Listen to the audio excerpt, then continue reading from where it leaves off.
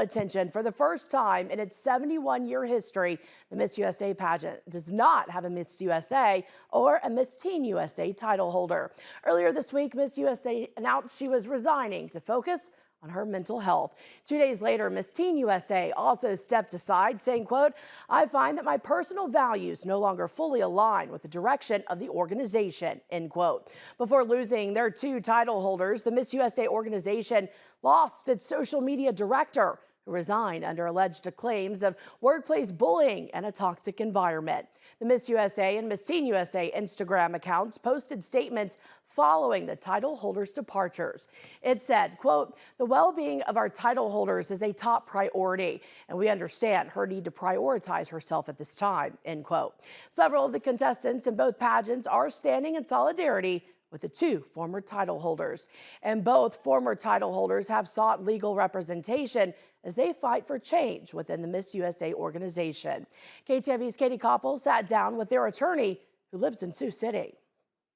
This is the first time in history that a Miss USA has stepped down, and the first time in history that both of the national title holders have stepped down. So it's significant. History for the Miss USA organization after both the Miss USA and Miss Teen USA title holders stepped down. One major concern, the contract they were asked to sign to compete. Lawyer Rosanne Plante says these women were given just hours to make that decision. They had a dream, and the Miss USA organization took that dream and used it to pressure them into signing it or not competing. And so they really preyed on their emotional connection to this dream that they were all chasing. Plante is a lawyer in Sioux City and represents both women.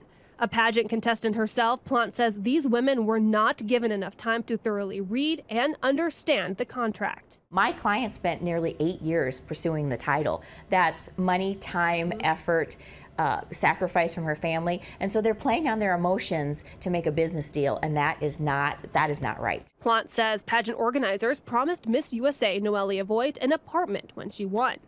It was very well publicized there'd be an apartment, but when you look at the contract, it says something different. Just because you're told one thing, if the contract says something different, that's what stands, and that's just one example. The Miss USA organization, Plante says, is supposed to elevate young women, but she claims that's not the case right now. And the brand represents that they empower women, and this is the exact opposite of empowering women. It's caging a woman, it's silencing these women, and it goes against everything that they have been told. The contestants and title holders are also bound by non-disclosure agreements. Plante, as their lawyer, is using her voice to share their story. What my clients want people to know is that the pageant industry is more than just a show, that it's about uplifting women. These women have countless platforms, hundreds of hours of community service, and this is meant to be a positive thing in their lives and to inspire others.